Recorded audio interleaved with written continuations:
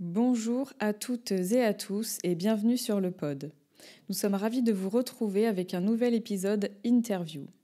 Pour cet échange, nous sommes allés à la rencontre d'Éric Perrin qui gère les réseaux sociaux du renommé Hellfest. Il nous a parlé de lui, de son parcours, de son quotidien et de sa relation avec les réseaux sociaux et la musique. Sa passion pour le métal remonte à l'adolescence. Il se destinait à une carrière dans l'informatique, comme tout adolescent fan de jeux vidéo. C'est pourquoi, après le bac, il part en DUT Services et réseaux de communication, avec une spécialité en développement web et graphisme. Lors de son premier stage, il mixe ses études et sa passion pour la musique en participant à l'organisation d'un festival itinérant. Il poursuit ensuite en licence information et communication et découvre le monde des associations étudiantes. C'est à ce moment-là qu'il commence à apprendre à organiser des concerts, faire une affiche, la programmation, trouver des prestataires techniques, une salle, etc. Puis, lors de son master en communication, il effectue 2 stages en community management et c'est son stage de fin d'études qui lui ouvre les portes du Hellfest en tant qu'assistant chargé de communication et de production. Après plusieurs expériences professionnelles dans le milieu de l'événementiel musical, il est de retour au Hellfest depuis 2020 en tant que responsable communication. Et croyez-moi, les anecdotes d'Éric sur son métier et son quotidien au Hellfest sont toutes plus intéressantes les unes que les autres. Allez, je vous laisse avec l'épisode pour en découvrir plus.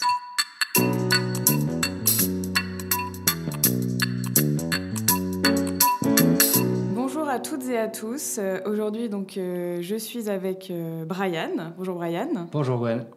Tu vas bien ? Très bien. On est dans un lieu qui est plutôt cool. On va pouvoir en parler un petit peu d'ailleurs aujourd'hui. C'est vraiment, ça vaut le détour. Ouais, c'est vrai, c'est très joli. Et effectivement, on n'est pas ici par hasard. On est ici parce que nous sommes venus à la rencontre d'un invité. Donc bonjour Éric. Bonjour. Tu vas bien ? Eh bah super. Merci beaucoup à toi de nous accueillir ici. Eh bah c'est avec grand plaisir. Donc je peux te laisser dire où est-ce que tu nous accueilles ? Eh bien oui, on est au siège de Hellfest Productions, donc c'est l'association qui organise le festival Hellfest à Clisson tous les ans depuis 2006. Donc ce sont nos bureaux de production à l'année qui permettent de nous réunir avec tous les salariés permanents, de chapeauter un peu toute l'organisation du festival, parce que même si le festival a lieu qu'une fois par an, pendant 4 jours, c'est un travail de longue haleine et de toute l'année, d'autant plus qu'il y a maintenant plusieurs activités qui s'y rattachent. Donc ouais, c'est un peu notre QG, on va dire, notre lieu aussi un peu de vie, où on peut accueillir aussi des bénévoles, des partenaires, des mécènes, notamment à l'occasion de petites soirées. Et c'est un lieu qui nous permet de nous retrouver et de plancher, on va dire, à toute la partie organisationnelle qui incombe au festival. Super. On aura l'occasion d'en reparler de toute cette partie sur ton travail.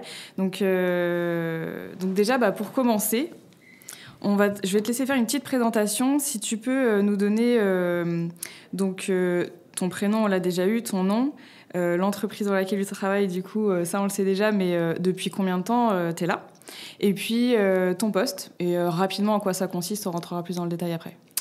Éric Perrin, salarié depuis janvier 2020 au sein de Hellfest Productions, l'association qui organise le Hellfest. Et je suis directeur communication du festival, avec plusieurs casquettes aussi, une partie un peu aussi programmation, parce que je m'occupe maintenant aussi des premiers slots sur les scènes principales du festival en collaboration avec Ben, le patron du Hellfest. Et j'ai un rôle, on va dire, de chapeauter tout ce pôle communication à l'intérieur du festival qui va, on va dire, de la gestion, toute la partie des supports qu'on peut trouver sur le web, le site internet, réseaux sociaux, la communication plus classique print avec tout ce qui est programme, affichage, achat d'espace aussi, et partie aussi relations relations avec les médias, et puis notamment aussi une partie, on va dire, avec notre équipe de graphistes qu'on a en interne, parce qu'on a une particularité au Hellfest, c'est qu'on a 2 salariés à temps plein qui sont vraiment sur la partie graphique.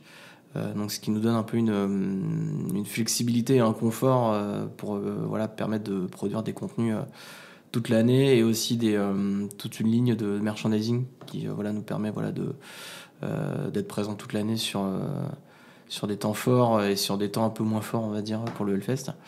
Donc j'ai sous ma responsabilité 3 personnes en direct, donc une personne qui est plus sur la partie opérationnelle de la communication, donc qui est Alphonse, qui est chargé de communication, et je travaille aussi avec Greg et Mush, qui sont nos 2 graphistes qui sont sur la partie graphique, un qui est plus spécialisé, on va dire, print, et l'autre qui est plus sur la partie vidéo, animation, motion, voilà. Ok, super complet. Ouais, assez complet, et ce qui est aussi intéressant dans ce métier, c'est que même si on a un temps fort dans l'année, il y a aussi des temps forts différents dans la communication, comme on le sait dans la plupart des événements. Donc je suis pas mal aussi en lien avec la partie, avec mes collègues à la billetterie, pour notamment tout ce qui est gestion de l'annonce des mises en vente, parce que chez nous c'est un gros temps fort, on va dire, comme on est très attendu. En lien aussi avec mes collègues, bien sûr, de la programmation, pour récupérer toutes les informations, pour que nous derrière on puisse valoriser justement ce travail de défrichage et de programmation. Et puis une partie, on va dire, plus axée sur aussi la partie événementielle, que j'ai récupérée un peu aussi en cours d'année, pour toute l'organisation de la warm-up notamment. Donc c'est une tournée un peu un tour de France, on va dire, du Hellfest, qu'on organise courant dans la premier trimestre de l'année qui suit un Hellfest, on va dire, et qui nous permet en fait de garder ce lien et cette relation qu'on a aussi avec les festivaliers, ce côté humain qu'on essaie d'entretenir. Donc nous, le but de la warm-up, en fait, c'est de partir avec un tourbus et 2 artistes, et on sillonne un peu les salles de France et de Navarre en proposant une soirée qui plonge un peu dans l'ambiance du Hellfest, même si on peut pas ramener tous les décors dans un tourbus. On essaie au maximum de faire profiter de l'ambiance du Hellfest aux métalleux qui sont disséminés un peu partout en France, et ça permet aussi à celles et ceux qui n'ont pas réussi à avoir des places, quand même d'avoir un bout de Hellfest près de chez eux, quoi. Ouais. Est-ce que là du coup c'est un accès libre Alors ouais, c'est plus des salles, on va dans des salles type SMAC, donc des scènes de musiques actuelles, qui sont un peu réparties sur tout le territoire, et c'est le prix d'un concert classique, hein, donc on est sur un aperçu de ce que peut être le Hellfest, notamment en termes de programmation artistique, de ce qu'on a envie de défendre aussi comme valeur et comme projet artistique.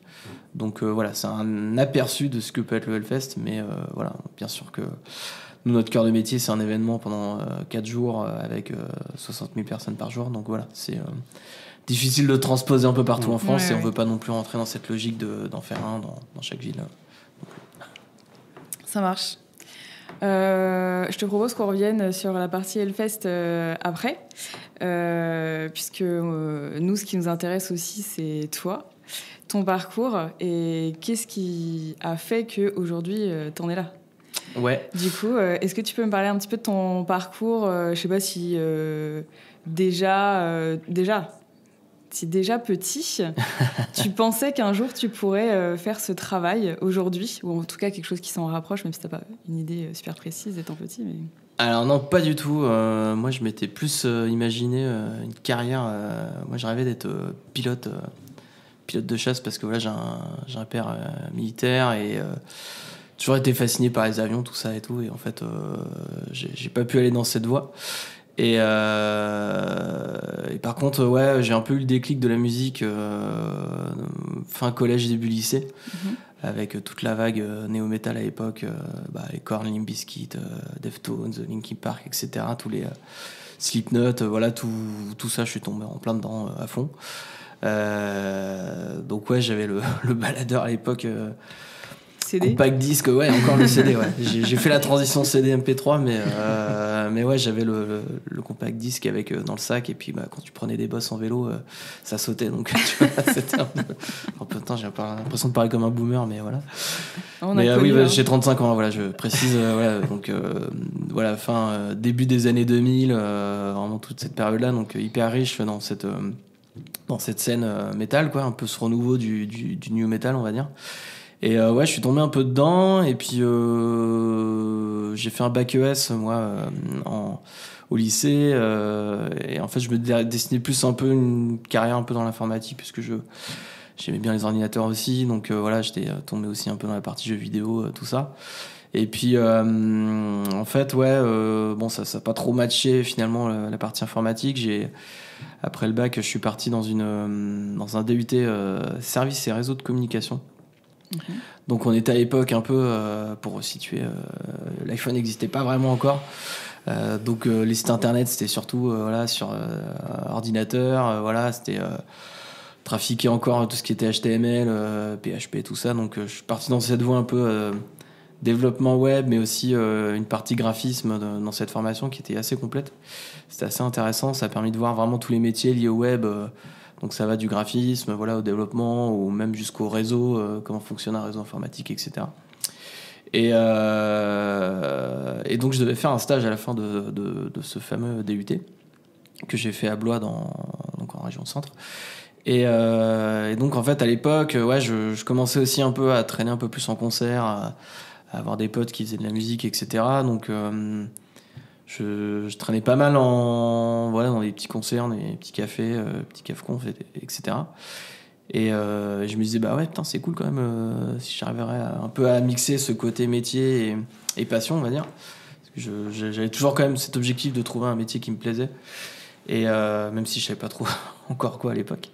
Et donc je suis arrivé, j'ai trouvé un stage en fait dans une structure qui n'existe plus, mais qui s'appelait Culture au Centre, qui est en fait une structure montée par la région Centre-Val de Loire, et qui organisait un festival itinérant qui s'appelait Excentrique dans toute la région Centre. Et en fait, ça mélangeait art de rue, cirque, musique, exposition. Enfin voilà, c'était un peu un melting pot de plusieurs choses qu'on peut retrouver dans la culture en général, cinéma aussi, etc. Et c'est un festival qui était gratuit, qui se déplaçait de ville en ville chaque week-end.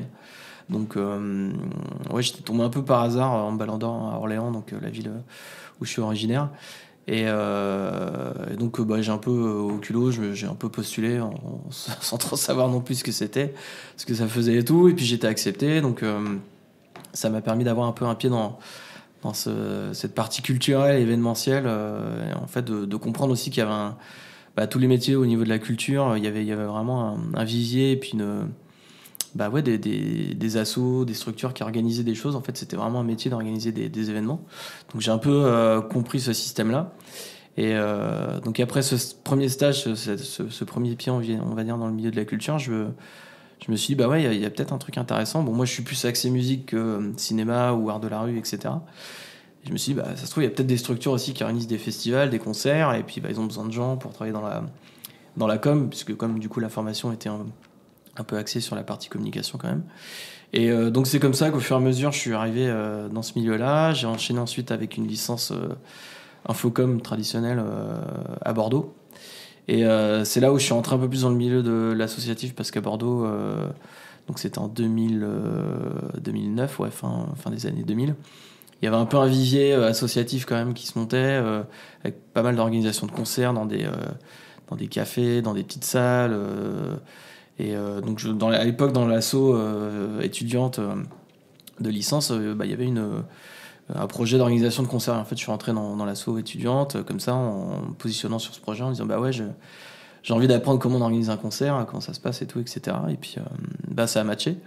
Et c'est comme ça que je me suis retrouvé à organiser un peu, à être à la tête un peu de ce projet, à la fois faire l'affiche, gérer la programmation, trouver des prestataires techniques, une salle, etc., etc. Donc apprendre un peu les ficelles du métier de l'organisation d'un concert.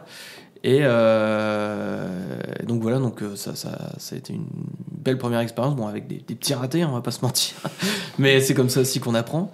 Et donc après, j'ai enchaîné avec un master communication, et c'est là où je me suis dit ouais, ok, j'ai vraiment envie de faire ça, de travailler dans une structure culturelle, musicale, et de faire un peu la com parce que ça me plaisait aussi de ce côté graphique, promouvoir un concert, voilà, expliquer pourquoi il faut venir, etc. Parce que je suis pas quelqu'un non plus de très manuel, donc la partie technique, ça me branchait pas trop. Je suis pas bon musicien non plus, donc niveau artistique, il y avait rien à faire. Donc voilà, il me restait la com là-dessus. Et donc j'ai enchaîné un master de communication toujours à Bordeaux. Et puis c'est à la fin juste avant le master, donc je devais faire quand même un autre stage en licence dans le milieu du travail. Donc j'ai trouvé un stage à la mairie d'Orléans qui organisait à l'époque un festival qui s'appelait Jour J, qui était organisé dans un lieu du centre-ville. Donc c'est un festival de 5000 personnes. Et c'est là où j'ai pu commencer à faire notamment du community management, parce que c'était 2010, c'était un peu l'époque début de Facebook. Voilà, on commençait à découvrir ce que c'était Facebook. Ça venait des États-Unis, c'était génial. Et tout le monde avait ça à la fac aux US. Donc on commençait à comprendre qu'il y avait des choses à faire sur Facebook, qu'on pouvait utiliser ça comme un nouveau vecteur de communication, utiliser les réseaux pour parler aux gens, leur dire bah ouais viens à tel événement, etc. Donc c'est là où j'ai aussi appris un peu des bases en vidéo, en motion, etc. Et puis après 2011, première année de master, j'ai enchaîné avec un autre stage dans un festival qui s'appelait Terre du Son. Et j'avais commencé à entendre parler d'un petit festival de métal qui avait lieu à côté de Clisson, qui faisait beaucoup de bruit justement en 2010, parce que c'est l'année où une affiche était sortie avec je me souviens encore de la campagne de com. C'était un espèce de loup-garou, voilà, qui était dans les champs de blé et qui avait fait un peu hurler les associations chrétiennes traditionnalistes, on va dire, menées notamment par Christine Boutin, qui a fait pas mal de bruit dans le milieu politique. Et il y avait un député à l'époque, Patrick Roy, feu Patrick Roy, qui avait défendu justement le Hellfest à l'Assemblée nationale, voilà, avec un discours assez poignant et assez qui est encore disponible en ligne, si vous voulez l'écouter, qui défendait justement l'exception culturelle française, le fait qu'on avait la chance d'avoir en France une scène métal hyper riche, avec des groupes comme Gojira, Massisteria, et un festival qui commençait à prendre de l'ampleur en Europe, qui s'appelait le Hellfest et qui avait lieu tous les ans à Clisson. Donc c'est là où je suis commencé à tomber un peu là-dedans, à m'enseigner, à faire le Hellfest. Bon, j'avais pas beaucoup de sous à l'époque, donc aller en festival c'était un peu compliqué, et puis c'était loin de Bordeaux, en dessous de Nantes, voilà, etc. Et on s'est quand même chauffé avec des potes pour y aller en 2011. Donc c'est là où je suis arrivé en festivalier.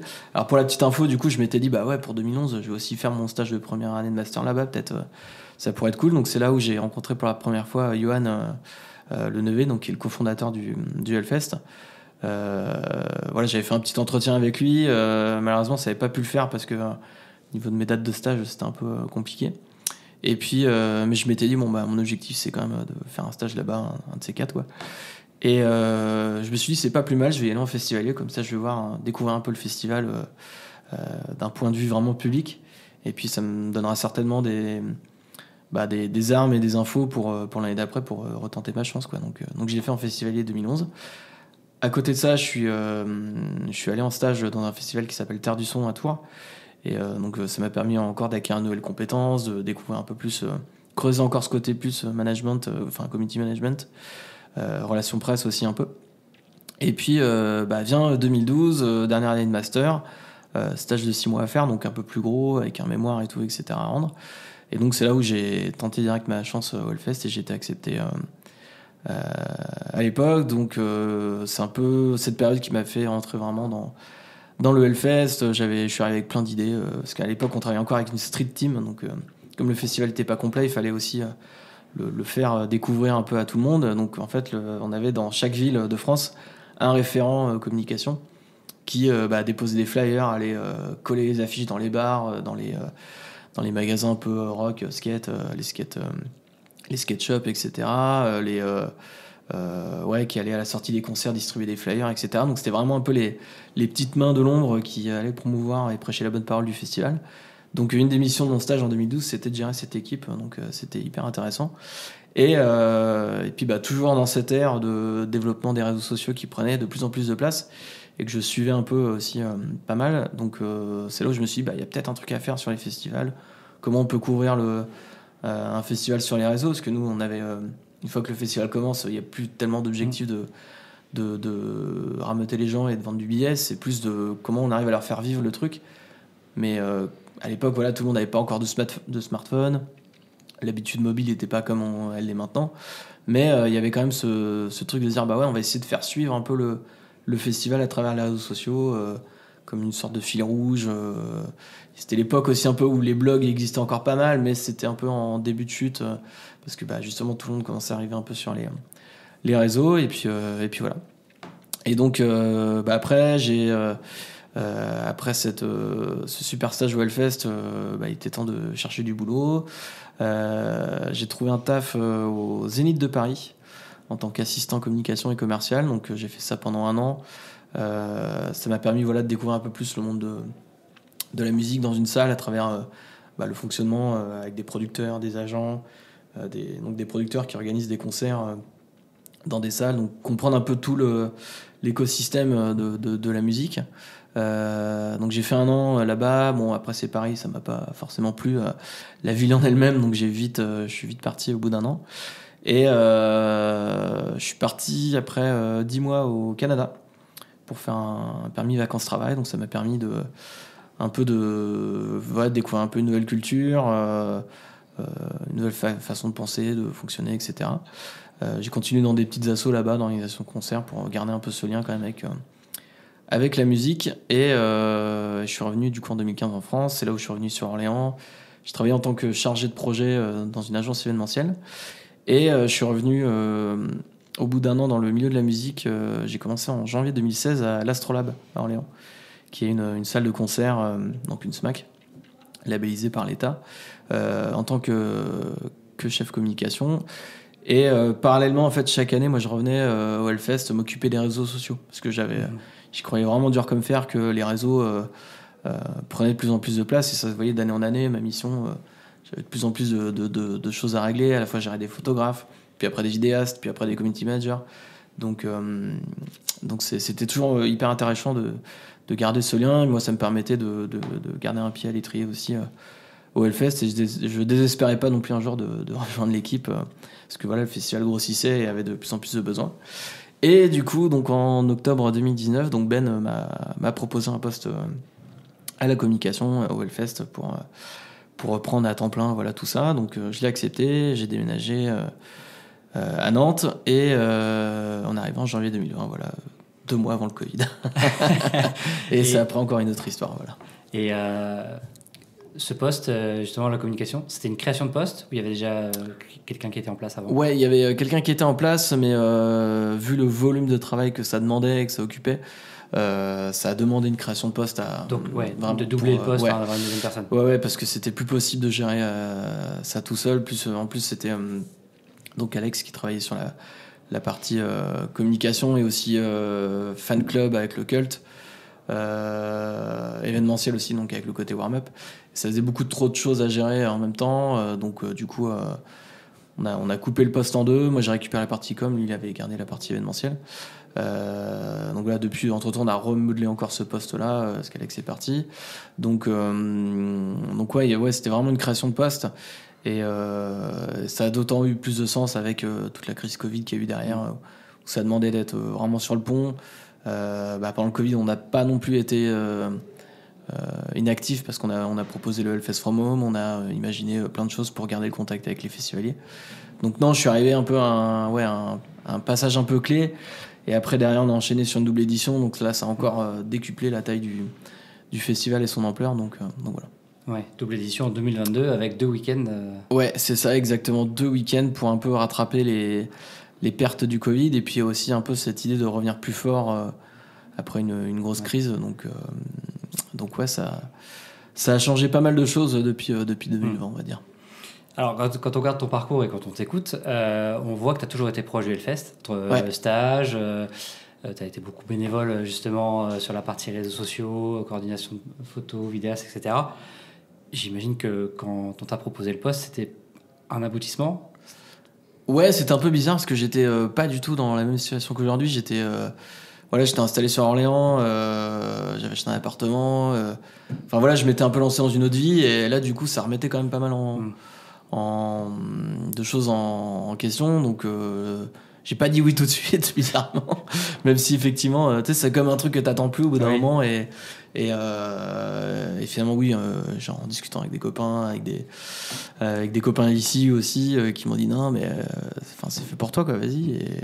Et tu sais, à un moment, t'as plus trop le déclic, et donc il faut que les gens te remettent un peu à ta place. Et puis j'ai fait oui, non, mais c'est bon, je viens. Donc voilà, mais ouais, ça a été. Je l'attendais pas vraiment, en fait, et du coup, je suis arrivé comme ça dessus. Et du coup, il y a quand même une grosse partie réseaux sociaux dans tout ce que tu as pu faire. Qu'est-ce qui te plaît le plus, justement, dans ce type de mission pour le Hellfest et même pour les autres expériences que tu as eues auparavant? Je me considère un peu comme les yeux et les oreilles du festival, tu vois. C'est un peu ce côté relation, proximité avec le public que j'aime bien. C'est toujours un peu sentir voilà, les attentes, voilà, les préoccupations. On a toujours aussi été un festival assez transparent avec notre public. Voilà, ça a été une des stratégies de Ben vraiment depuis l'édition un peu catastrophique de 2007. Voilà, où on a eu de la boue, de gros problèmes d'organisation, etc. Où il y a vraiment une confiance du public à avoir. Et je pense qu'on l'a eu avec toute cette transparence, ce côté, voilà, on n'a jamais rien caché, on a toujours été... on a toujours assumé quand on a fait des conneries ou quand il y a eu des choses à modifier. Et je pense que c'est vraiment une des forces du festival, c'est de toujours se remettre en question et de jamais se reposer sur ses lauriers. Voilà, on fait toujours, nous, des post-festival où on demande vraiment aux gens, voilà, c'est quoi vos points forts, vos points faibles de cette année. Et on regarde vraiment tous les commentaires, on les lit vraiment à 100%, même si voilà, il y en a qui sont plus agréables à lire que d'autres, mais on essaie vraiment de garder cette proximité, et c'est ce que j'aime bien, c'est avoir vraiment garder ce pouls du public, parce que voilà, une masse de 60 000 personnes, quand tu la vois en réel, tu dis ah ouais, non mais je sais pas ce que les gens y pensent là, en fait. Et donc les réseaux sociaux, ça permet d'avoir un peu un estimatif, voilà, parce que maintenant il y a aussi je trouve que maintenant les réseaux, on se plaint beaucoup là-dessus, et quand on est content, on le dit rarement. Voilà, c'est un peu comme quand tu vas au restaurant, tu vas plus facilement laisser un avis négatif plutôt qu'un bon avis là-dessus. Donc c'est un peu comme ça, malheureusement. Mais ça permet quand même d'avoir un peu cet effet de loupe qui permet de dire ok, à l'instant T, il y a peut-être 10% du public qui pense, qui ont ce sentiment. Donc ça veut dire qu'il y a quand même une majorité silencieuse, mais peut-être qui pensent aussi la même chose. Donc il faut aussi se mettre un peu à la place du public des fois, et c'est les réseaux qui permettent de garder un peu ce lien. Après voilà, ça n'empêche pas qu'il faut garder aussi un lien, je dirais, réel et humain avec les gens pour vraiment ressentir tout ça, parce que des fois effectivement tu peux te faire dépasser par ce que tu lis sur internet et tu dis oh non mais c'est une catastrophe cette année. Et puis en fait non, quand tu relativises, bon ça va finalement. Alors effectivement, c'est bien que tu soulignes le fait que ça te donne une idée de ce que pensent les gens, mais c'est pas représentatif de ce que pense tout le monde. Effectivement, ce que on a l'habitude de lire sur internet, voilà, faut pas considérer que c'est une généralité. C'est souvent d'ailleurs les mécontentes qui vont s'exprimer en premier.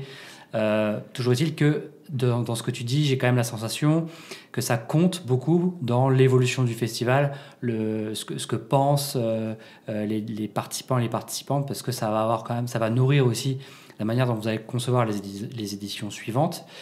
Et est-ce que ça nourrit aussi la manière dont vous communiquez? Est-ce que ça va venir nourrir des axes de communication, des choses sur lesquelles parfois vous vous dites qu'il y a peut-être des incompréhensions? Voilà. Est-ce que ça va avoir un impact aussi sur la communication des années suivantes? Ouais, bien sûr, parce qu'on est, comme je disais, on a toujours voulu garder cette proximité avec le public. On a essayé d'humaniser un peu le festival, alors, à travers la personne de Ben, parce qu'à un moment il fallait être aussi... il fallait défendre le projet, voilà, quand il y avait des critiques, quand après il y a eu expliquer un peu la progression du festival. Maintenant, là, on est tellement gros que ça devient compliqué un peu cette posture d'humanisation. C'est pour ça que Ben a voulu se détacher un peu de l'image du festival, et que je suis arrivé sur la partie porte-parole, qu'on essaie de mettre en avant aussi de plus en plus les membres de l'équipe en fonction de leur métier, parce que c'est toujours les personnes qui font le métier qui expliquent le mieux. Je trouve. Mais oui, bien sûr, ça nourrit effectivement la stratégie, parce qu'on essaie de garder ce côté, ok, on est gros, mais on reste quand même des humains derrière, et on n'est pas on est une association. C'est une particularité aussi du festival. On n'est pas une multinationale. On n'appartient pas à un groupe étranger ou des actionnaires, etc. On n'a pas des gens qui nous imposent des choix dans l'organisation du festival. Donc ça, c'est vraiment primordial, et on veut que ça se ressente aussi dans la communication. On veut montrer qu'on est libre de nos choix, et que notre seul juge, je dirais, c'est le public. C'est notre seul actionnaire, entre guillemets, qui nous impose des décisions. Ça va être le public, parce que on est à son service à 100%. Et nous, l'objectif, c'est que les gens repartent avec la banane à la fin des 4 jours, quoi. Ouais. En tout cas, des images qu'on voit, ça a l'air d'être le cas. On s'en sort pas trop mal. Ouais, c'est un peu moi, c'est mon petit truc pendant le festival. J'essaie de me prendre 5 minutes et j'essaie de trouver le point le plus haut sur le festival, et de voir les gens et de regarder un peu de loin comment ils réagissent. Et en général, t'as un peu cette masse de 60 000 personnes, mais quand tu regardes un peu un à un chaque personne, tu vois qu'elle passe un bon moment, et ça donne un sens aussi à ton travail. C'est aussi ça, parce que des fois tu peux être coupé un peu justement, dans les métiers de la communication, on passe souvent notre temps derrière un écran, et on a besoin de réel pour voir aussi quel effet ça a. C'est pour ça aussi qu'on garde ce côté warm-up aussi. Ça permet d'avoir les retours en direct des gens, que les gens te disent merci, etc. Donc c'est hyper cool, quoi. Moi, j'aimerais bien revenir sur ton poste. Donc, tu nous disais tout à l'heure que tu es directeur communication, c'est ça ? Ouais, alors j'aime pas le mot directeur, mais c'est très formel. Responsable communication, on va dire, parce qu'on est répartis par pôle. Le fait, tu vois, t'as la technique, t'as la partie partenariat, l'administratif, etc. Donc il y a comme une boîte normale, on va dire. Et moi, je chapeaute vraiment le pôle communication. Est-ce que tu peux nous parler un petit peu de ton quotidien et de tes différentes missions, même si tu les as déjà rapidement évoquées au début, et nous dire un petit peu ce que chacune représente sur tes journées ou tes semaines ou ton année? Je ne sais pas trop comment tu t'organises. Ouais, je vais plutôt parler en année, parce que j'estime que chaque jour est différent, donc c'est ça aussi dans ce métier ce qui est bien, c'est qu'on ne s'ennuie jamais. En fait, on a plusieurs phases dans l'année d'un événement. Donc on a 3 phases, on va dire, quand on organise un événement en termes de communication. Donc c'est l'avant, le pendant et l'après, tout simplement. Donc je vais commencer par l'avant. Donc effectivement, nous on fait un gros break au mois d'août pour se remettre déjà de l'édition. Donc en septembre, quand on arrive, on part un peu de zéro. Voilà, on a l'objectif du festival à la fin de l'année, et c'est là où on met en place un peu toute la stratégie pour l'année à venir. On a la chance d'avoir un modèle qui est assez bien rodé depuis maintenant. Voilà, on va être sur la 18e édition. On n'a pas besoin de remettre tout en question et tout à plat. Quand on revient, on a un schéma qu'on suit et qu'on réadapte, bien sûr, en fonction de chaque édition. Mais globalement, nous, on se prépare sur septembre on met en place toute une nouvelle charte graphique, que ce soit pour des documents officiels, pour, on va dire, pour toute la com et tout, etc. C'est là où moi je commence un peu à sonder mes différents partenaires et prestataires que j'ai, donc que ça soit pour l'impression des programmes, que ça soit pour la partie vidéo pendant le festival, que ça soit pour l'achat d'espace aussi notamment. Donc c'est un peu une phase de bilan, préparation aussi de l'édition prochaine.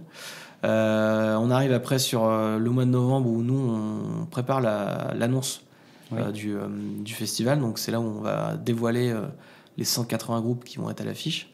Donc c'est un moment très important dans la vie du festival, parce que c'est le deuxième moment après le festival en lui-même où les gens nous attendent. C'est vraiment, ils veulent savoir ce qu'il va y avoir au programme cette année.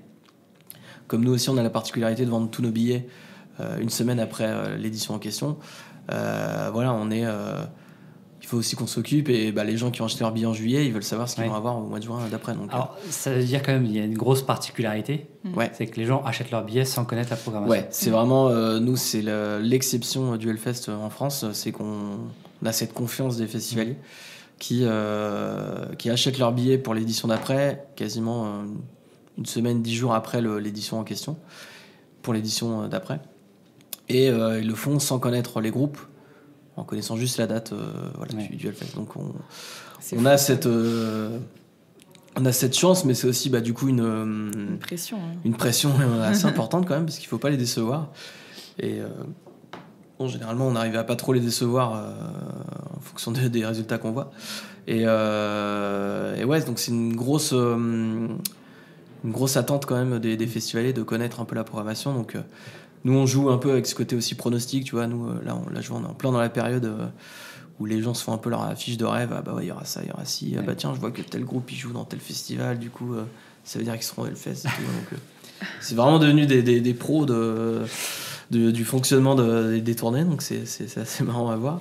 Et puis voilà, on essaie un peu d'événementialiser. J'aime pas trop ce terme non plus, mais on réfléchit maintenant à l'annonce et qu'il se passe un truc, pas juste la poster sur le réseau. Oui. Donc il y a 2 ans, on a pu faire un live Twitch. L'an dernier, on avait scindé un peu l'annonce en 2 pour avoir le double effet qui se coule, on va dire. Voilà, là cette année, on est en train de réfléchir à des choses. Bon, je ne vais pas trop encore vous dire là-dessus, mais on réfléchit à une autre forme de comment on pourrait annoncer la programmation. Et donc voilà, du coup, on a ce qui nous amène déjà quasiment à la fin de l'année en question. Et c'est là où on va rentrer un peu plus dans la partie opérationnelle à partir de janvier. Donc c'est là où on va avoir vraiment les questions plutôt techniques et opérationnelles. Pendant le festival, où est-ce qu'on sera installé, quel objectif, qu'est-ce que ça va être l'objectif en termes de com à faire. Nous, on a aussi une problématique, c'est que entre novembre et juin, il se passe plus rien parce qu'on a plus de billets à vendre. Enfin, on remet une vente de billets en janvier, donc ça nous occupe quand même un peu. Mais on a un peu ce trou en termes d'actualité, et c'est pour ça qu'on a aussi monté ce projet de warm-up, pour combler un peu ce trou, pour quand même être présent et montrer que on est toujours là. Et puis après, on arrive sur la partie exploitation du festival. Donc c'est là où on se dit, ok, qu'est-ce que cette année on veut mettre en avant. On regarde aussi ce qui se passe un peu sur les réseaux, les contenus qui fonctionnent. Je vois ça a pas mal bousculé les choses depuis 2 ans avec l'arrivée des réels à fond, des formats courts, des shorts, etc., des TikTok, etc. Donc c'est plein de nouvelles façons de travailler. Et comme c'est un secteur qui va extrêmement vite, moi je m'interdis un peu de faire ma stratégie en janvier. J'attends presque avril, quasiment le dernier moment, parce qu'il se peut que tu aies une règle qui change sur Instagram, j'en sais rien, il y a un nouveau format qui sort. Ah bah ouais, il faut se positionner direct dessus. Donc ça demande un peu de gymnastique, c'est ça. Et mais après c'est hyper intéressant parce que d'année en année on arrive à produire des contenus différents. On a lancé aussi depuis 2 ans une chaîne Twitch, donc ça demande pas mal de boulot d'un point de vue éditorial, comment on construit l'émission, voilà, avec les animateurs, ce qu'on veut mettre dedans, commencer à sonder les artistes qui seraient dispo pour venir en interview. J'ai aussi un gros travail, on va dire, sur la partie, on va dire, relations presse, voilà, gérer un peu les accréditations des différents médias, même si je suis aidé, voilà, par un attaché de presse. Donc il y a toute cette partie-là à gérer. Et puis après, pendant le festival, c'est l'aboutissement. Donc tu cours un peu partout, entre les sollicitations d'interview, les équipes à chapeauter, voilà, les consignes à donner, etc. Moi, je vais plus sur la scène filmer une vidéo et la poster, tu vois, je le fais plus. Mais j'ai des personnes maintenant qui sont vraiment dédiées là-dessus. Mais je chapeaute quand même le truc. Je dis, voilà, tiens, il y a on reste un peu toujours en alerte de regarder s'il n'y a pas un événement qui se passe pendant le Hellfest, parce qu'on essaie d'écrire au maximum les contenus qu'on va publier, voilà, à travers des réels. On sait que, tiens, sur tel groupe, on va faire tel réel parce qu'ils ont un jeu de scène, des costumes, etc. Mais on se garde une part un peu de liberté, parce que sur un événement, tu sais jamais ce qui va se passer. Donc il faut aussi s'adapter à l'événement, et voilà, il peut se passer un truc, rester spontané, un énorme wall of death, un truc, le chanteur va dans le public, ça fait un truc de ouf. Ça, c'est pas prévisible du tout. Donc ça, c'est impossible à prévoir, et il faut pas que ça soit prévisible. C'est ce qui fait aussi la magie. Du coup, il faut avoir du monde sur toutes les scènes. Ouais, ça demande pas mal de planning un peu tricoté dans tous les sens, mais on se répartit pas par scène, on essaie d'avoir plutôt des zones. Comme ça, on se garde un peu cette liberté aussi, il se passe des choses dans le public. Nous, on a la chance d'avoir un festival qui est très visuel, avec Instagrammable, on va dire même, qu'on a des décors, voilà, il y a du feu, il se passe des choses même en dehors de la scène. Donc on essaie aussi de ça, de le valoriser. Et c'est aussi notre marque de fabrique, c'est de montrer que le Hellfest, c'est pas juste des groupes sur une scène, c'est aussi un univers, une atmosphère, un monde qu'on offre au public. Et donc ça, il faut le valoriser à travers les contenus sur les réseaux. Et puis après, il y a cette phase, on enchaîne du coup avec la vente, une fois que le festival est terminé, avec la vente de la billetterie, et aussi on a bossé un peu en amont sur une nouvelle charte pour l'édition d'après, parce que l'idée c'est déjà de projeter sur l'édition d'après et d'avoir vraiment de montrer un peu quelle va être la thématique de l'édition d'après, parce que la thématique donne aussi un peu des idées, de se dire tiens, ici il y a telle couleur, c'est-à-dire qu'il y a tel groupe et tout, donc on essaie aussi de jouer un peu, même si c'est très compliqué, je l'avoue, distiller des indices déjà. Alors on essaie de pas trop le faire, parce que des fois c'est nous amener dans des voies un peu qu'on n'arrive pas à suivre, mais on aime bien donner ces petits indices, parce que des fois ça marche, des fois ça marche pas. Oui, parce que du coup la prog elle est pas arrêtée à ce moment-là. Il y a des pistes, les gros groupes sont déjà un peu arrêtés, mais on veut pas trop justement dévoiler la surprise, mais en même temps on veut les faire un peu mariner, donc voilà, c'est un petit jeu, voilà, mais voilà, c'est un truc qui est aussi apprécié des festivaliers, et c'est une des contraintes nous aussi, c'est que à la fin du festival il faut que le visuel déjà de l'année prochaine soit déjà acté. Il faut que la charte elle soit déjà pensée. On sait dans quelle direction on va aller, etc. Donc ça demande aussi du travail en amont, en même temps que tu prépares l'édition d'après. Donc tu deviens un peu schizophrène. Alors attends, je parle de 2024 ou de 2025, je sais plus. Là, tu vois, je sais qu'on va commencer à discuter de l'édition 2026 à partir de mars. Parce qu'il faut qu'en juin 2025, on puisse commencer à communiquer sur 2026. C'est... un peu à s'y perdre la tête, mais voilà. Du coup, ça veut dire quand même, si je reviens sur ce que tu disais tout à l'heure sur les périodes de communication, c'est qu'une fois que vous avez dévoilé la programmation, vous avez quand même un gros trou en termes de communication, parce que vous avez vendu les billets, vous avez communiqué sur la prog. Surtout que la prog, de ce que je comprends, elle n'est pas vraiment séquencée. Tu vois, t'as des festivals surtout t'as des festivals où ils vont séquencer la communication pour essayer d'étaler un petit peu. Finalement, vous, à partir de janvier jusqu'à juin, il y a un gros trou. Ça veut dire que le warm-up dont tu parlais tout à l'heure, ça a été aussi pensé pour occuper le terrain sur la période de creux ? Ouais, ça a été pensé comme ça. Nous, ça nous permet de l'avoir de l'actualité, de faire voyager ce nom Hellfest, on va dire. Et puis, même pour le public, voilà, ça permet de faire monter un peu gentiment la pression, de toujours garder un peu d'intérêt pour le festival, parce qu'on est dans un monde où maintenant... j'ai l'impression que si tu postes rien pendant 4 jours, tout le monde t'a oublié. Donc il faut maintenir un peu cette pression sur les réseaux. Donc il faut que tu aies de l'actualité. Et tu vois, on peut pas le faire juste en misant sur la programmation, en disant tiens, tel artiste, etc. Il joue chez nous. On a compris, on a vu l'affiche en novembre. Oui, c'est ça. Voilà, donc il faut aussi créer de nouvelles choses. Et pour que tu puisses continuer à exister, c'est important. Parce que c'est vrai que quand on regarde vos réseaux, à la différence d'autres événements, c'est qu'il y a un engagement continu de la part de la communauté. D'autres événements, et c'est pas forcément une critique négative, c'est juste la difficulté liée à l'événementiel lui-même. Finalement, ils vont exister 2 mois avant, le jour J, puis quelques jours après pour faire le bilan. Puis après, plus rien. Ils ont vraiment du mal à garder le lien. Alors, ils trouvent toujours des idées de communication, mais c'est la communauté elle-même qui répond pas forcément. Ouais.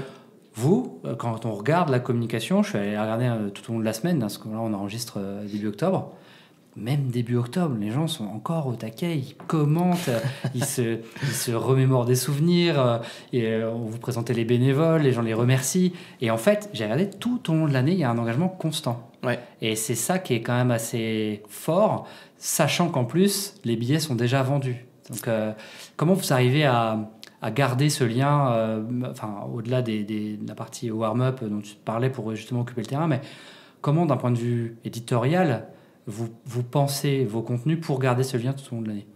Ouais, on a vraiment le fil rouge, c'est garder ce lien, effectivement, comme tu dis. Et ça demande pas mal d'investissement, parce qu'en plus des réseaux, on a aussi un forum. Je pense qu'on a un des derniers organisations à garder un forum. Tu vois, tout le monde avait passé un peu sur Reddit ou autre. Donc on a un forum avec, il y a moins de personnes qu'avant, mais il y a encore une communauté hyper active sur le forum. Et depuis 3 ans, j'ai lancé un Discord aussi, qui fonctionne hyper bien, qui pour moi est un peu l'extension aussi du forum, mais j'essaie justement d'imbriquer ces deux outils, parce que je trouve qu'il y a du bon dans les deux parties. Et on est vraiment dans ce lien avec la communauté. Ouais, vraiment, pour moi, le Discord et le forum, c'est l'essence même de ce qu'est une communauté. C'est des gens qui se rassemblent autour d'une passion. Et il y en a, voilà, pour certains, leur passion, c'est le Hellfest, c'est leur moment dans l'année, c'est leur leur moment de joie, de leur apothéose. Voilà, ils attendent toute l'année pour ça. Et donc ça, il faut le garder précieusement et le chérir parce que c'est vraiment cette communauté qui nous a aidés dans les moments durs, qui sera là dans d'autres moments où ça ira pas, mais qui aussi dans les moments bien, il faut aussi la récompenser. Donc on essaie de la garder, et d'autant plus que c'est compliqué parce que nous maintenant on a une capacité de 60 000 personnes par jour. On vend 55 000 passes 4 jours, une semaine après le festival, et ces passes partent en 20 minutes. Il y a quasiment le triple de personnes qui veulent venir au Hellfest. Donc en fait, la problématique qu'on a, c'est qu'on a des gens qui ne peuvent pas venir d'année en année parce que ils n'ont pas eu de chance, ils n'ont pas réussi à avoir leur billet, ou financièrement, ou pour d'autres raisons, etc. Donc c'est aussi très compliqué. Ce détail fait qu'on a des gens, des nouveaux gens qui arrivent tout le temps. Donc ça, c'est super cool aussi pour renouveler le public, pour garder un public qui est quand même assez jeune, pas un public qui vieillit d'année en année. Mais ça empêche un peu d'avoir cette continuité dans le public, c'est-à-dire des gens qui vont venir 5, 8, 10 éditions d'affilée. On en a encore quelques-uns, mais de plus en plus, la moyenne, c'est tu fais 2-3 éditions du Hellfest et après, c'est très compliqué d'avoir des billets, quoi. Donc c'est aussi une des problématiques là-dessus. On voudrait... on veut quand même garder ce feu sacré un peu de... le Hellfest, c'est quand même un événement important. C'est devenu aussi un peu une porte sur l'univers du métal en France. Avant, t'avais plutôt des magazines ou des chaînes qui... pas trop en télé, mais... des magazines qui t'ouvraient un peu les portes du métal. Maintenant, c'est la porte d'entrée, ça devient le Hellfest. En fait, tu viens au Hellfest, ensuite tu découvres ce qu'est le métal. Donc il faut aussi... on se retrouve un peu avec les gardiens du temple sans trop le vouloir, et on voulait pas trop de cette position, mais on essaye de faire ce qu'on peut pour aussi montrer qu'il y a d'autres choses dans le métal, il y a d'autres festivals, d'autres groupes, d'autres assos qui se bougent toute l'année, qui font des concerts. Donc oui, ça veut dire faire pas mal de contenu à l'année. Donc ça veut dire faut bien se creuser la tête, essayer de garder un peu ce côté on imagine à telle période sur quoi on va pouvoir communiquer. On se fixe en fait des périodes mensuelles, on va dire. On se dit que le mois de novembre, ça va être l'annonce de la programmation. En décembre, on va pouvoir un peu avoir ce côté peut-être mettre en avant le merchandising parce qu'il y a les fêtes de Noël. En janvier, il y a la vente des billets. En février, on se dit ok, il y a la warm-up qui arrive. Mars, on est sur la warm-up. Avril, ok, on arrive sur le festival. Partie info pratique, donc on va plus commencer à creuser, comment venir au camping, comment venir avec tel transport, etc. Mois de mai, on a dévoilé les horaires des concerts, commencez à faire votre running order, etc. Et puis on essaye de trouver des contenus un peu fil rouge toute l'année. C'est pour ça que là, justement, on a des contenus liés notamment au concert de l'édition passée, des portraits de bénévoles, etc. Donc on essaie de trouver un peu des contenus qui peuvent se caler par-ci par-là pour garder un peu ce flux constant là-dessus. Et puis bien sûr, après, tu as une montée en puissance quand même qui est indéniable dès le mois de juin, où le montage commence à prendre de plus en plus de place. Donc on essaie de faire un petit reportage sur le montage. On essaye de mettre aussi, tu as des news qui arrivent sur le festival, genre un artiste qui annule, une information importante à faire passer au public, etc. Donc on essaye de trouver aussi des slots de libre pour pouvoir communiquer là-dessus. Mais oui, effectivement, on essaye on veut qu'il y ait une continuité parce que, comme je le disais, maintenant les réseaux et le fait de comment fonctionnent les algorithmes aussi, c'est que si tu deviens trop silencieux sur une période, en fait, tu recommences quasiment à zéro tout ton travail d'engagement et que les gens aussi interagissent avec tes pages, quoi. Oui, c'est ça la plus grosse gymnastique, c'est d'arriver à se caler sur ces temps morts. Tu parlais un petit peu tout à l'heure du fait que le Hellfest c'est devenu un peu une porte d'entrée sur la musique métal. Est-ce que, du coup, dans cette logique-là, vous avez des contenus qui ont vocation à faire découvrir ce type de musique à des personnes qui ne la connaissent pas forcément? Alors ouais, on le fait via le prisme de notre programmation. C'est-à-dire que, tu vois, par exemple, là, cette année, on a eu Metallica Foo Fighters. C'est un peu les têtes de gondole, on va dire. Mais en fait, nous, notre travail aussi, et le travail des programmateurs, c'est de... Ok, on a des gros headliners prestigieux, etc., connus de tous, ça c'est mortel et tout. Mais les slots, donc les horaires de passage des groupes, il y a des choses super bien dès le début. Parce que nous, le festival commence à 10h30 le premier concert, et le dernier se termine à 2h du matin. Donc en fait, tu as quasiment 10 groupes par jour et par scène. donc 180 groupes au total. Donc si t'es un aficionados des concerts, t'en as qui arrivent dès 10h30 pour voir des concerts jusqu'à 2h du matin. Et en fait, nous, on se casse vraiment la tête pour avoir des artistes de qualité dès le matin. Vraiment des artistes qui sont moins connus, mais qui sont vraiment très prometteurs. Et on a pu le voir, des groupes qu'on avait programmés à 10h du matin à la Warzone, maintenant qui commencent à faire des grandes salles, des zéniths, etc. Donc c'est hyper cool de voir qu'on a saisi le truc au bon moment, on va dire, et on a misé sur le bon cheval. Mais pour la partie découverte, on essaye plutôt de prendre justement les artistes pas connus et de les mettre en avant sur les réseaux. En disant, voilà, ce groupe-là, vous allez voir si vous êtes fan de tel groupe, tel groupe, tel groupe, vous allez adorer. On essaie de trouver des petits marqueurs qui permettent d'attraper le public. Et après, on espère que le public va faire son travail un peu de découverte, de creuser un peu chacun va faire un peu sa petite playlist et son running order, sa sélection pour le week-end, quoi. Ok. On parlait depuis tout à l'heure là, de la communauté hyper engagée que vous avez.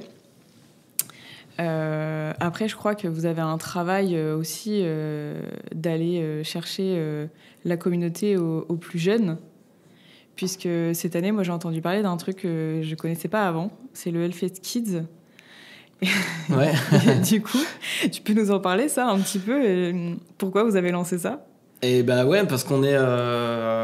effectivement, donc on a lancé cette année le Hellfest Kids, qui est un mini Hellfest, on va dire, pour les enfants. Donc on a organisé ça le mercredi, parce que nous, le festival ouvre le jeudi. Il ouvre aussi le mercredi, mais que pour la partie camping, pour que les festivaliers puissent commencer à s'installer. Que nous, ça permet aussi de réguler les flux. Donc on a organisé ça le mercredi, donc je crois que c'était le 23 juin. Oui, le mercredi du concert. Bon, ouais, voilà. de l'événement, ok. Et donc en fait, ça avait lieu sur la commune de Gétigné, à l'espace Bellevue. Et alors cette idée est un peu venue déjà avec la rencontre avec Guillaume Aldebert, qui est un grand fan de métal, même si il fait des chansons pour enfants. Il a depuis sorti un projet vraiment très axé métal, donc en enfantillage 666. Et donc il rêvait de jouer au Hellfest un jour. Et nous, on lui a dit que faire jouer sur Hellfest, c'était un peu compliqué parce qu'on n'a pas un public d'enfants non plus. Et le mettre sur une journée avec d'autres artistes, ça pourrait peut-être pas matcher au niveau de l'enchaînement. Donc on a imaginé cette formule de Hellfest Kids qui avait lieu, qui était gratuite pour les enfants de CP de l'agglomération de Clisson-Sévramen, en fait. Donc ça a compris quasiment une bonne dizaine d'écoles axées sur les classes de CP, donc la tranche d'âge 6-7 ans. Et ça a permis à chaque enfant de venir avec 2 accompagnateurs, donc soit des frères, des sœurs, des parents, etc. Et donc on a ramené plus de quasiment 3000 personnes sur cette journée, donc c'était un beau challenge, c'est un festival dans le festival, on va dire. Et ça s'est super bien passé. Effectivement, nous, c'est un nouvel axe, parce qu'on a, je pense, atteint maintenant la vitesse de croisière du Hellfest. On va pas augmenter la jauge, on va rester sur cette formule de 4 jours. Donc on aime bien aussi, nous, déjà les nouveaux challenges. Et on rentre un peu dans cette période de maintenant, il y a un peu ce côté transmission. Qu'est-ce qu'on va laisser aussi en héritage, on va dire, dans 10, 15, 20 ans. Et je pense que la jeunesse, c'est un peu l'axe qu'on veut travailler quand on veut laisser un héritage. Donc on s'est dit, est-ce qu'un festival comme ça permettrait pas d'éveiller des passions, des curiosités, de l'intérêt pour un public qui peut-être dans 10-15 ans voudra venir au Hellfest. Ouais. Et parce que le point de départ aussi, c'est que c'est une musique qui n'est pas très populaire chez les plus jeunes. Le métal, on est plus sur une tranche d'âge entre 30 et 50 ans, on va dire. On le voit aussi dans la fréquentation du public. Nous, la moyenne d'âge, c'est aux alentours de 37 ans. D'accord. Donc on est quand même sur une moyenne d'âge âgée par rapport à la moyenne française. Parce qu'en France, on est plus sur 18-20 ans, pour donner une idée. Donc on a un festival de vieux, presque, je dirais, par rapport aux autres. Mais on sent quand même qu'au niveau de la jeunesse, il y a un peu un intérêt, je pense, pour cette musique, par l'effet cathartique, par ce côté très visuel. Quand tu es sur scène, tu vois des mecs avec des guitares, avec plein de cordes, des batteurs qui font trucs de fou sur scène, les chanteurs toujours plus charismatiques les uns que les autres. Et ça plaît un peu aux kids, je pense. Il y a vraiment un peu un côté très visuel, hyper intéressant dans le métal. Même si tu comprends pas les paroles, même si la musique elle peut paraître un peu complexe et très énervée, quand tu grattes un peu cette couche, t'arrives à un truc hyper intéressant. Nous, c'est le constat qu'on a eu quand on était gamin, quand on est tombé là-dedans. Et donc ouais, l'idée c'est un peu d'aller vers ce nouveau public. Alors on va pas non plus faire un Hellfest vraiment que pour les gamins pendant 4-5 jours. C'est vraiment pour planter un peu des petites graines et peut-être dans quelques années il y aura des futurs rockers, peut-être même sur scène, voilà. Et puis aussi ça se traduit sur les réseaux, tu vois. Notamment cette année on a mis pas mal de paquets sur TikTok. On a voulu vraiment moi j'ai eu un peu de mal à saisir déjà le concept de TikTok, hein. C'est peut-être plus ma génération déjà, mais moi je suis plus Instagram, Facebook, voilà, à l'ancienne. Et je vois que maintenant voilà, sur TikTok on est sur des contenus beaucoup plus spontanés, moins travaillés qui sont quand même travaillés, mais moins scriptés, etc. Ouais. Et donc c'est pour ça moi j'ai vraiment engagé quelqu'un cette année pour vraiment qui est déjà habitué à cette plateforme et qui a un peu ce sens voilà de comment marche TikTok. Et donc on a eu des super retours en termes d'engagement sur TikTok, et je pense que maintenant TikTok on sait que c'est très axé quand même pour les populations plus jeunes, donc j'espère que ça a permis aussi de son côté d'acquérir un nouveau public, un intérêt déjà pour le public, même si on est conscient que voilà aujourd'hui un gamin de 18 ans a pas forcément les moyens de venir au Hellfest, parce qu'on a aussi le festival le plus cher de France. Mais voilà, peut-être que ça lui donnera l'envie dans quelques années. Et en attendant, peut-être qu'il va aller en concert près de chez lui, dans d'autres petits festivals, etc. Et puis un jour, son goal ultime, ça sera de venir chez nous, quoi. Oui, ça va. Vous allez vous servir de TikTok pour maintenir le lien avec cette personne-là, et à un moment donné l'aider à lui donner envie de franchir le cap. Ouais, c'est ça. Et puis là, je vois TikTok, le contenu qui a le mieux marché, c'est un énorme Wall of Death qu'on a fait dès le jeudi avec un groupe. Et ouais, parce qu'il y a un côté impressionnant, ça rappelle t'as des refs à la pop culture, etc. Donc nous on a tout le bagage, je pense, pour faire des contenus hyper marquants et en adéquation avec TikTok, et on va essayer de plus en plus d'aller sur ce terrain-là, quoi. Ouais. Et tout à l'heure on parlait de Twitch, on l'a mentionné. Ouais. Qu'est-ce qui fait que vous vous êtes lancé sur Twitch ? Parce qu'on voit quand même que c'est assez présent dans votre communication sur cette plateforme. Ouais, moi c'est vraiment un projet que j'ai porté depuis le début. Alors pas lors de mon arrivée, j'ai un peu eu le déclic de Twitch pendant le confinement. Je pense un peu comme tout le monde, voilà, j'ai un peu découvert cette plateforme à ce moment-là. Alors moi je suis très jeu vidéo aussi, mais regarder quelqu'un jouer aux jeux vidéo, c'était pas du tout mon délire. Mais en fait, quand j'ai compris que oui, en fait tu le regardes, comme ça t'apprends des nouvelles choses, nouvelle façon de jouer, etc. J'ai commencé à comprendre. Et puis j'ai vu aussi, c'est un peu la période sur Twitch où il y a eu un peu ce changement de stratégie, de commencer à faire des émissions, tu vois, des talks, de faire des trucs dans la vraie vie, bref, de sortir un peu de la chambre d'ado, du stéréotype, le gamin qui joue à Counter-Strike, voilà, ou à LoL. Et maintenant, voilà, il y a des productions de plus en plus sophistiquées, voilà. Il y a des plateaux comme Popcorn. Il y avait le stream aussi à l'époque, donc j'ai senti vraiment qu'il y a eu un truc, un tournant en Twitch, et je me suis dit tiens, ça pourrait être intéressant que nous on arrive avec cet angle musical, je voyais pas beaucoup de contenu musique en fait sur Twitch, alors que pourtant la musique elle est vraiment omniprésente sur Twitch, hein. T'as des streamers qui font des playlists, il y a toujours un fond musical qui traîne, la musique c'est aussi quelque chose qui rassemble les gens, donc je me disais vraiment il y a peut-être un truc à faire sur le côté musique, et comment on allait le rentrer un peu dans le côté festival, Hellfest et tout. Et je me suis dit on reçoit plein d'artistes pendant le Hellfest, ils ont des heures à tuer des fois où ils savent pas quoi faire, ils font de la promo bien sûr pour leur tournée, pour leur album, etc.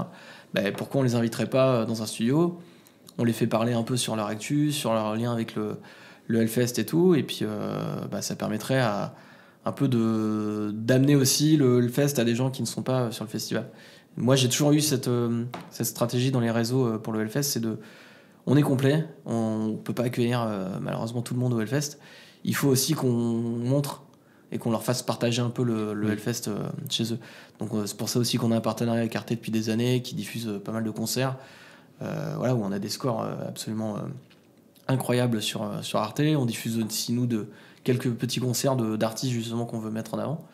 Et je me disais, bah ouais, avec Twitch, il y a carrément le moyen d'avoir ce côté talk. Comme ça nous permet aussi de valoriser des gens de l'équipe, des gens avec qui on travaille, des artistes, etc. Et puis d'avoir un peu moi j'avais un peu la rêve de Stade 2, quoi, tu vois. T'es au milieu de Roland Garros et puis tu vois ce qui se passe derrière. Donc au début, moi j'ai dit, ah ouais, on va faire un truc au milieu du site, tu vas aller concerner. Bon, après, il y a la réalité où tu fais, bon, en fait, on va refaire un truc dans un Algeco. C'est déjà très bien pour ce qu'on fait, mais ouais, on a monté un studio avec un décor. Moi, je me suis entouré d'une équipe technique et d'Hugo aussi à la partie édito qui ont déjà un bon pied toute l'année dans Twitch, qui connaissent aussi les mécaniques et le fonctionnement de tout ça. Donc ça a permis que nous, dès la première année, on ait une belle production sur la partie Twitch qu'on essaie d'améliorer d'année en année.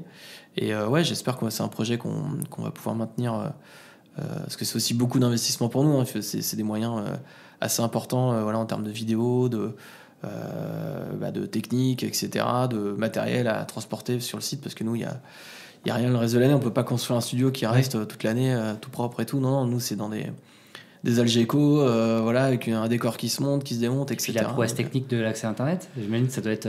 Ouais, alors ça va, on a la fibre qui arrive sur le site depuis quelques années, donc ça permet d'avoir quand même un confort de travail là-dessus. Okay. Quoi. Mais ça n'empêche pas qu'on a des coupures des fois, c'est un peu les aléas d'être sur un festival, quoi. Et quand du coup vous fabriquez une émission sur Twitch, est-ce que derrière vous arrivez à réexploiter des portions d'interviews justement dans votre communication avec des petites capsules vidéo que vous allez remettre sur TikTok, sur Instagram, etc. Enfin, il y a aussi cette logique de recyclage. On a commencé à le faire justement cette année pour booster un peu les vues sur les replays notamment. Donc ça a bien marché. On va essayer de le refaire un peu plus dans les prochaines éditions pour justement peut-être les utiliser toute l'année, tu vois, pour qu'il y ait vraiment un retour. Parce que malheureusement, il y a plein de festivaliers qui passent à côté parce qu'ils sont au festival. L'idée, c'est pas de les saouler pendant le festival à regarder sur Twitch. Non, profite des concerts qu'il y a en face de toi. Et donc, ouais, on essaie de vraiment d'avoir ce côté replay de plus en plus, quoi. Alors, ça fait quand même beaucoup de choses à faire. Parce que j'ai compté, il y a presque 8 réseaux à animer. Ouais, c'est vrai. Vous êtes combien pour gérer ça? Alors, on va essayer peut-être de découper parce que j'imagine que c'est pas tout au long de l'année le même staff, mais de manière permanente, vous êtes combien pour gérer les réseaux? Et puis quand on se rapproche du festival, ça monte à combien? Alors, quand je dis combien, c'est community manager, mais aussi photographe, vidéaste. Parce que là, on est quand même sur un volume de contenu qui est assez important. Ouais. Comment c'est organisé tout ça? Ouais, justement, j'ai fait les comptes cette année parce que je me suis dit, ouais, c'est vrai qu'on est quand même pas mal. Donc, nous, à l'année, on est 2, effectivement, à gérer les réseaux. Donc, maintenant, c'est d'autant plus Alphonse qui a la main vraiment de A à Z sur les principaux réseaux. Alors, je priorise quand même dans l'année Facebook, Instagram, Threads un petit peu, Twitter aussi, mais même si on sent que c'est un peu en... Enfin voilà, c'est Twitter, hein, on sait tous que c'est un peu compliqué. J'ai la chance d'avoir sur le Discord et le forum une équipe de bénévoles, modérateurs, qui eux, du coup, en échange d'un pass pour le festival, animent ces réseaux toute l'année. Donc moi, je les considère vraiment comme des bénévoles, comme s'ils servaient des bières pendant le festival. C'est vraiment pour moi ils sont valorisés pareil. D'ailleurs, je leur passe le bonjour s'ils nous écoutent. Mais voilà, c'est des gens qui sont investis toute l'année, qui donnent un peu de leur temps. Ça peut être 5 minutes dans une journée, plus dans une autre, etc. Pour entretenir qui sont un peu des modérateurs. Donc c'est plus des gardiens du temps plutôt que des animateurs à proprement parler. Même s'il y a une partie aussi animation qui est proposée avec des petits quiz, des jeux concours, etc. qu'on essaie de mettre en place. Donc ouais, on est 2 personnes à l'année. Moi, je chapeaute un peu plus maintenant l'aspect stratégique, on va dire. Je vais moins être les mains dans le cambouis à faire les posts, publier, etc., faire les stories. Je l'ai fait pendant des années, donc je suis bien content de laisser ça maintenant, laisser la main. On se renforce avec un stagiaire aussi qui permet aussi d'apporter une vision un peu plus jeune aussi. Là, on va avoir un profil... on va essayer de trouver quelqu'un avec un profil un peu plus jeune. Donc, s'il y a des jeunes qui m'entendent et qui veulent postuler et qui sont à l'aise sur les réseaux, venez taper à notre porte. Et l'idée, c'est d'amener un contenu un peu plus... Une vision aussi un peu plus jeune sur ces réseaux. Et puis de lui faire découvrir quand même une grosse machine en termes de réseau et de stratégie. Et puis vient la période d'exploitation du festival, c'est là où on se renforce à fond. Donc moi j'ai une équipe de 6 photographes officiels, donc qui ont à la fois cette mission de faire des photos d'archives pour nous, nos archives pour faire des dossiers dans le reste de l'année, voilà, faire imprimer des photos, etc. Pour nos campagnes de com, etc. Et aussi pour alimenter les flux Instagram, notamment avec des carousels, Facebook, etc. Bref, donc on leur fait un peu une wishlist, on va dire, de photos à prendre, voilà, de contenu qu'on a besoin. Et eux viennent dérocher du coup dans le bureau, quand ils ont un peu de temps, ils viennent dérocher, je sais pas, une cinquantaine de photos, comme ça nous après on les réutilise au fur et à mesure. Ouais, en fait c'est centralisé dans le bureau sur le site du Hellfest pendant l'événement, et après c'est vous qui allez dispatcher les contenus. Ouais, voilà, c'est ça. Donc eux vont dérocher. Alors je vais reprendre un peu l'organisation plutôt au niveau pyramidal. Donc moi je suis toujours sur la partie sommet, sur la partie com pendant le festival, même si j'ai plein d'autres missions à côté. Je commence à déléguer un peu plus. J'ai donc mon collègue Alphonse qui lui va chapeauter toute la partie CM. Donc on a 4 CM, 4 community managers qui se relaient, parce qu'en fait on fait des rotations, vu l'amplitude horaire aussi, ça demande aussi pas mal de travail, donc qui eux vont alimenter les réseaux avec les contenus justement vidéo et photos, qui font aussi un peu de veille, voir s'il n'y a pas des sujets qui remontent en fonction de l'actualité, ou voilà, c'est une problématique qui émerge, etc. Au moins ça permet de nous de l'identifier sur les réseaux, donc qui ont cette partie veille et à la fois publication.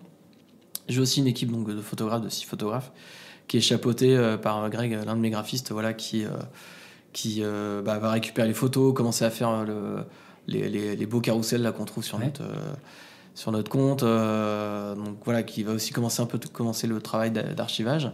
Et on a un pôle vidéo de quasiment 10 personnes qui se constitue de... alors on a 6 cadreurs, 3 monteurs et une chargée de production. Donc ce pôle vidéo est assez important parce qu'il gère à la fois l'aftermovie qu'on sort 2 jours après le festival. Ça c'est une volonté que j'ai maintenant, c'est de sortir l'aftermovie le plus vite possible, qui font des récaps journaliers.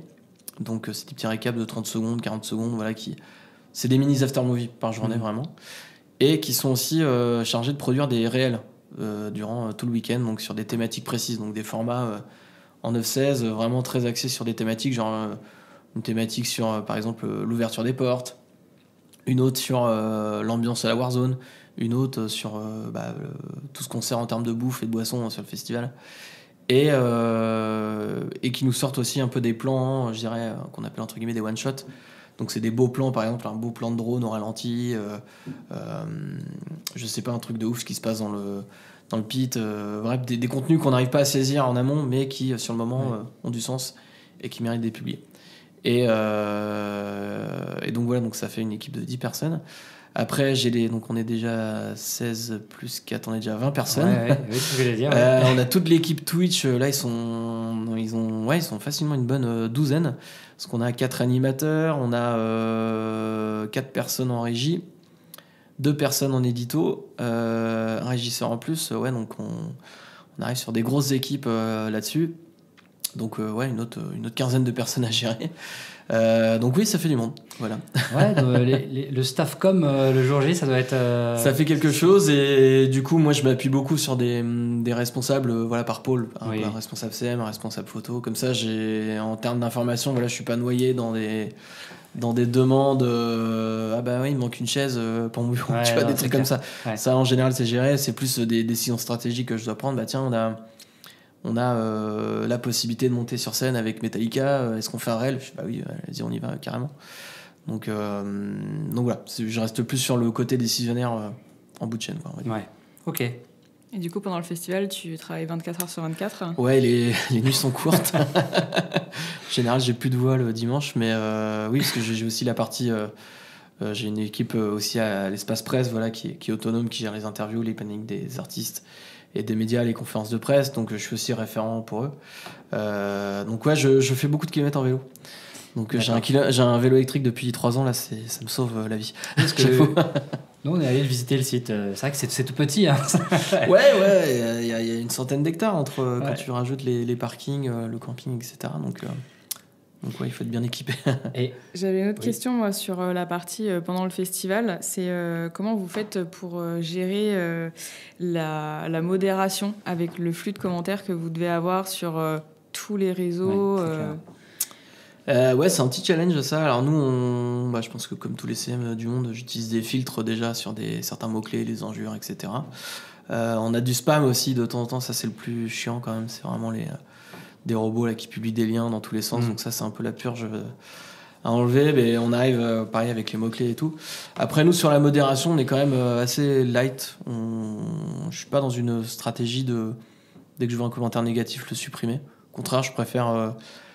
qu'on le laisse parce que ça permet aussi à la communauté de réagir et certains d'apporter un autre point de vue, de dire bah non ce que tu dis c'est n'importe quoi ou non bah moi j'y suis, j'ai pas vu ça, etc. Tu vois, que ça se régule. Enfin on a la chance quand même d'avoir une communauté qui s'autorégule aussi. Oui, c'est ce que j'allais dire, c'est qu'en fait vous n'avez pas forcément besoin d'intervenir, non. Ça va se faire tout seul. Et je pense que c'est pas une bonne idée de tout vouloir supprimer parce que déjà ça te met dans un rythme impossible à tenir sur le long terme. Et je pense que le travail justement c'est si t'as une bonne communauté, c'est elle qui fera ce travail de modération. Et je pense que c'est le meilleur indicateur de travail, enfin de savoir si on fait bien son boulot, c'est que c'est la communauté qui répond à ta place. Oui, et puis c'est l'essence même des réseaux sociaux, c'est de créer la conversation. Donc, exactement. On peut pas être 100% d'accord avec une programmation, avec des choix de l'organisateur. Donc c'est aussi bénéfique que les gens puissent s'exprimer, que les gens puissent se répondre, parce que c'est ça aussi qu'on cherche sur les réseaux, au-delà de la visibilité, c'est vraiment de créer cette communauté qui a le dialogue ensemble. On essaie un peu plus de répondre aux commentaires et tout, mais ça c'est très compliqué aussi parce que ça peut vite être sans fin. Oui. Mais ça permet aussi d'avoir un meilleur engagement aussi, donc on y travaille là-dessus. Mais j'essaye de rester quand même dans une posture où nos réseaux restent quand même un espace de liberté. Si t'es pas content, bah, tu peux l'exprimer. Au contraire, ça nourrira... Enfin, quand ça reste constructif, hein, bien sûr. Ça, par contre, je suis intolérant sur la partie... je suis plutôt intraitable sur la partie, on va dire, commentaires négatifs avec des insultes. Quand ça part dans des conversations qui sont pas constructives, ça vraiment... je tranche sans pitié, on va dire. Mais globalement, on arrive à avoir des commentaires assez constructifs. Donc c'est assez intéressant là-dessus. J'ai une question par rapport au site même du Hellfest. Est-ce qu'il a été conçu pour être Instagrammable? Parce que honnêtement, moi quand j'y suis allé, je me suis dit c'est pas possible. Ils ont dû se dire qu'il faut absolument qu'on ait un site qui renvoie quelque chose à un univers et qui puisse donner envie d'être pris en photo, parce que clairement on a vraiment envie de le prendre en photo dès qu'on se balade dessus. Ouais, non, c'était pas l'objectif premier, parce que nous les travaux donc ce site, on est dessus depuis 2012, depuis l'édition 2012, donc l'année où je suis arrivé en stage. Et non, le but ça a été avant tout ça a été d'abord dans un effet pratique. C'était parce que le challenge d'un festival, c'est de repartir à zéro chaque année. Donc nous, d'avoir des infrastructures qui restent, qui sont solides, qui ne bougent pas d'année en année, c'est vraiment un confort de travail. Ça nous permet de gagner du temps. C'est aussi un gain financier parce que ça évite de payer. Nous, ce qui nous plombe en fait entre guillemets en dépenses, c'est les montages et démontages. Bien sûr, parce que c'est des coûts humains en plus, c'est du matériel à transporter. Ça génère aussi forcément de la pollution, de l'impact là-dessus. Donc, d'avoir des infrastructures qui restent toute l'année, c'est vraiment un avantage précieux. Et on le voit maintenant, ça commence à payer maintenant, parce que de plus en plus de festivals y viennent. Parce qu'au début, tout le monde disait, mais non, mais ça sert à rien, vos décors et tout, là, vous dépensez de l'argent dans des décors, ça sert à rien. Faut mieux mettre ça dans l'artistique ou sur scène, etc. Et ça a été là-dessus une stratégie de Ben, qui a eu vraiment cette vision de...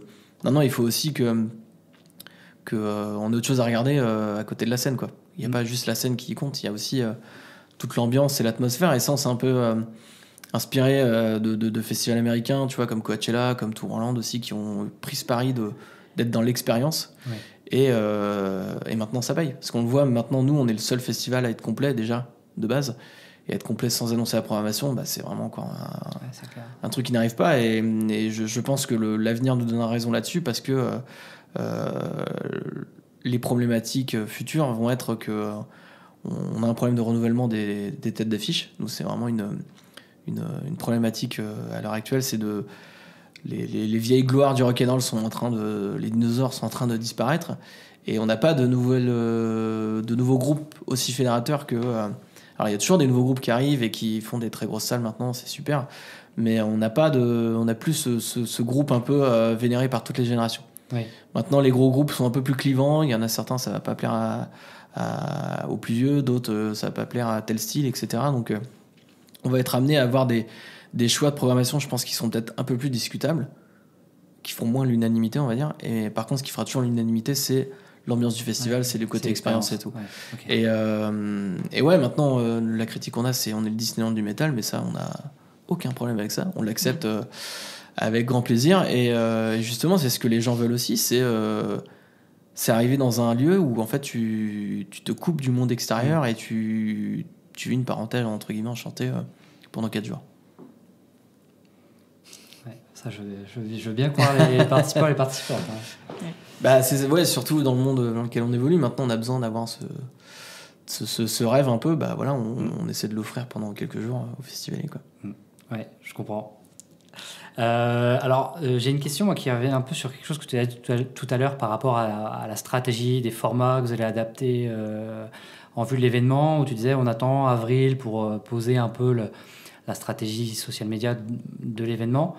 Comment toi tu t'organises pour te tenir à jour des différentes tendances, des évolutions, des réseaux voilà, comment tu t'y prends Je traîne déjà pas mal de temps sur mon téléphone, donc ça vient tout seul, on va dire. Mais oui, je lis beaucoup, je fais beaucoup de veille. Mon équipe aussi, voilà, sur un peu les contenus qui fonctionnent. Je regarde aussi ce que font d'autres festivals. Nous, avril, c'est un peu la période où aussi commencent les festivals. C'est un peu la période. Donc je regarde ce que font le premier, tu vois, le premier gros, c'est Coachella. Donc moi, ça me donne toujours un peu une tendance, ouais. Coachella, de voir un peu comment ça fonctionne. Alors, après, on est très éloigné de l'univers Coachella, nous, au Hellfest, mais il y a des contenus des fois qui fonctionnent aussi dans les deux. Mais ouais, on essaie de voir un peu comment les choses vont évoluer. Et puis je te dis, il y a ce côté évolution des plateformes qui est imprévisible. Donc il faut savoir s'adapter assez rapidement dès qu'il y a un changement et tout. Et la problématique aussi qu'on a, c'est qu'on n'a pas vraiment d'interlocuteur, nous, pour ces plateformes. Mais je pense que c'est le problème de tout le responsable communication maintenant. Les plateformes veulent garder un peu leur indépendance et leur secret de fabrique. Donc on n'a pas de lien vraiment avec... moi, j'ai pas un interlocuteur chez Meta, par exemple. S'il y en a un qui m'écoute, pourquoi pas. Mais c'est un peu la problématique qu'on a, c'est que des fois, voilà, on est face à des murs et des problèmes techniques qu'on peut pas résoudre. Notamment, je vois, par exemple, je voulais ouvrir depuis un moment la page communauté, tu vois, comme tu as sur Instagram. Oui. Ça faisait 1 an que je voulais l'ouvrir et là, on a pu le faire qu'à la fin de l'été.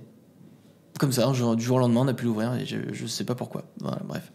Donc c'est des trucs comme ça qui apparaissent en fonction des déploiements ou autres là-dessus. Et puis j'aime bien aussi garder. Nous, on aime bien cette idée de l'indépendance au Hellfest. Donc moins je suis dépendant aussi des réseaux. Mieux je me porte. C'est pour ça qu'on est content d'avoir encore des forums, des Discord, parce qu'on se dit un jour, si pour X ou Y raison Instagram ça devient n'importe quoi et tout le monde se barre et tout. Bah moi je serais pas triste d'avoir perdu ma page. J'ai quand même une communauté qui me suit sur d'autres plateformes. Ouais, vous êtes dans une logique de pas mettre tous les œufs dans le même panier, ouais, et de garder à l'esprit que vous, finalement, sur les réseaux sociaux, on n'est que locataire, c'est-à-dire que exactement. C'est pas nous qui décidons des règles du jeu, quoi. C'est un peu le piège que je trouve que pas mal de créateurs de contenu se sont un peu enfermés dedans là. C'est ok, c'est cool, j'ai une page à 1 million d'abonnés, mais du jour au lendemain elle ferme, mon business il tombe à l'eau. Ouais. Donc c'est un peu je trouve que c'est un peu quand même vivre avec une épée de Damoclès au-dessus de sa tête. Mais ouais, nous on a l'avantage vraiment on a multiplié un peu les plateformes. Après ça demande plus de travail, c'est sûr. Même si on a 2-3 plateformes un peu privilégiées, on sait qu'un jour si on a une qui tombe, c'est pas grave. On a une page Facebook à 600 000 abonnés, je vois. La page Instagram maintenant elle est à 340 000. Donc on arrive un peu à se stabiliser là-dessus. J'ai pas fermé le compte Twitter justement parce que j'espère qu'un jour on arrivera à avoir un fonctionnement un peu plus normal sur cette plateforme. Mais et puis il y a aussi chaque plateforme a vraiment son usage. Maintenant j'essaie de vraiment garder des contenus pour telle ou telle plateforme parce que je vois que les réels, TikTok, Instagram à fond. Pour Facebook ça marche pas du tout. Okay. Les stories, c'est Instagram. Les tweets, les infos qu'il faut sortir tout de suite, ça va être plutôt sur Thread ou Twitter notamment. Mais okay. Voilà. J'essaie de réfléchir vraiment en me disant, parce que je vois il y a plein d'autres festivals où organisations qui publient la même chose partout. Et non, il faut en fait réfléchir plutôt par plateforme, dire ok, qu'est-ce qui marche sur cette plateforme, qu'est-ce qu'on fait sur cette plateforme, qu'est-ce qu'on fait, etc. quoi. Oui, vous allez segmenter les contenus par plateforme. Ça demande encore plus de boulot, mais malheureusement, il faut faire ça. Et c'est pour ça aussi que j'ai laissé tomber des trucs comme Snapchat, j'ai laissé tomber des trucs comme Reddit et tout, parce que voilà, à un moment, on n'a pas non plus... Même si on est un gros festival, on peut pas être partout, quoi. Oui, c'est clair. Moi, j'ai une question à te poser qui me vient de ma collègue Marlène. Parce que quand j'ai préparé l'épisode, j'ai sondé mes collègues pour savoir si elles avaient des questions à poser, auxquelles j'aurais pas pensé. Et pour info, Marlène, c'est une très grande fan du Hellfest et du monde du métal en général. Et du coup, instant confession, elle voulait savoir, ça fait quoi de travailler pour l'une des plus grandes communautés au monde, l'une des communautés les plus engagées du monde? Ça fait... ça change pas la vie non plus. Non, c'est hyper cool. Enfin, ouais, c'est génial. Parce qu'en fait, on est quand même... ce qui est intéressant, c'est de voir que c'est une communauté qui nous soutient. Donc, on sait que voilà, en cas de coup dur, on pourra compter sur elle. Et puis, c'est aussi une communauté qui nous le rend beaucoup. Enfin, moi, vraiment, comme je le disais, c'est de voir les messages de remerciement et tout, ça fait vraiment chaud au cœur. Et de les faire remonter après à toute l'équipe aussi. Parce que voilà, chacun vit un peu dans sa bulle et tout. Tu te remets en question des fois, mais pourquoi je fais ça et tout, etc. Et puis en fait, tu passes un quart d'heure sur les commentaires et tout va mieux, quoi. On a la chance quand même on a quand même des commentaires positifs. Mais ouais, après, c'est une responsabilité aussi. Voilà, on sait qu'on n'a pas le droit à l'erreur, qu'on a attendu au tournant. Et puis... et on travaille en sens, nous, vraiment... c'est juste que notre curseur, vraiment, c'est... notre priorité, c'est la satisfaction du public. Ça, c'est vraiment notre cheval de bataille et notre cap, on va dire. Oui, et puis comme tu disais tout à l'heure, ça donne du sens au travail, de dire c'est le public d'abord, on pense à leur intérêt en priorité. C'est vrai que pour se lever le matin, c'est quand même autre chose. Ouais, c'est quand même cool. Ouais. Et puis, voilà, on travaille comme dans un secteur assez atypique. Enfin, voilà, moi, j'ai pas de problème à me lever le matin, quoi. C'est assez agréable. Moi, j'ai une question qui va faire partie des dernières, je pense. Alors, vous êtes plein alors que vous n'avez pas la programmation qui est annoncée. Vous avez beaucoup de contenu à disposition. Enfin, voilà. Est-ce que, du coup, vous êtes amené à faire de la publicité sur les réseaux sociaux, donc de payer les plateformes pour valoriser un contenu spécifique? Ouais, on le fait un peu sur les contenus. Alors moi, je mets un peu de sous sur l'aftermovie pour gonfler un peu aussi les vues, parce que l'aftermovie, c'est un peu notre pub, on va dire, c'est notre vitrine. Donc voilà, que la vitrine soit vue par tout le monde. Et on en fait aussi sur la partie warm-up, parce que c'est un projet qui est plus... qui est transversal, on n'est pas sur des groupes qui remplissent des stades, on est plutôt sur de la découverte. Donc il y a un peu plus de travail à faire d'amener à faire connaître ces groupes-là et le projet. Et aussi on est sur une disparité régionale, donc en fonction des géographiques, je veux dire plutôt, mais qui est en fonction des régions, c'est plus compliqué. Par exemple, on sait que dans le sud, il y a moins de métalleux que dans le nord, que dans l'ouest, etc. Donc on essaye de proposer des... on fait un peu plus de pub sur les événements, notamment sur les soirées warm-up, quoi. Et tu as des plateformes sur lesquelles tu en fais plus que d'autres? Oui, principalement on fait sur Meta, donc Instagram et Facebook, quoi. Ok. Et donc c'est ton équipe qui gère aussi cette partie-là? Tout à fait. Ok, cool. Mais tu vois, alors là, je n'aurais pas misé là-dessus, mais effectivement, oui, sur la partie warm-up, ça ne m'étonne pas, effectivement, qu'il y ait un enjeu, effectivement, pour... on en fait aussi sur la partie merchandising, parce qu'on a un pôle merchandising assez important au Hellfest. Parce que le merchandising, c'est aussi une source de revenus indéniable du Hellfest, parce que, je le rappelle, nous, on a un festival 100% indépendant, on n'a que 20 000 € de subvention du conseil régional sur un budget de 40 millions d'euros, donc autant vous dire que c'est une goutte d'eau. Je pourrais même pas donner le pourcentage de tête, alors. C'est moins de 1%, voilà. Ouais. Mais du coup, ça veut dire que nous, le financement du festival, il se fait à travers la billetterie, à travers la consommation sur le festival, donc les bars, la restauration. Et en troisième position, on a le merchandising. Donc c'est un outil vraiment de pour subvenir aux besoins de l'association, pour construire de nouveaux projets, pour salarier les gens, pour programmer des artistes aussi.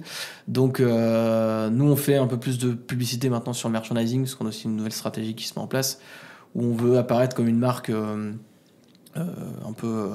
alors on n'est pas au niveau Vans ou Carhartt ou autre par exemple, mais on veut être une marque... quand t'aimes le métal en France, sache que Hellfest on fait aussi des produits de merch. Si tu veux exposer aussi le fait que tu viens au Hellfest, on propose des produits. Donc on a et c'est intéressant parce que c'est un axe un peu plus commercial, vraiment on est sur du marketing pur et dur, vraiment comment on va arriver à vendre des produits en fonction des saisons, en fonction des nouveautés, etc.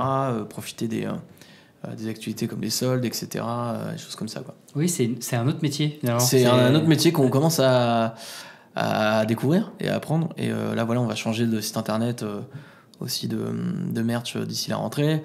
On a pour objectif, un jour, on espère peut-être de faire de la vente, de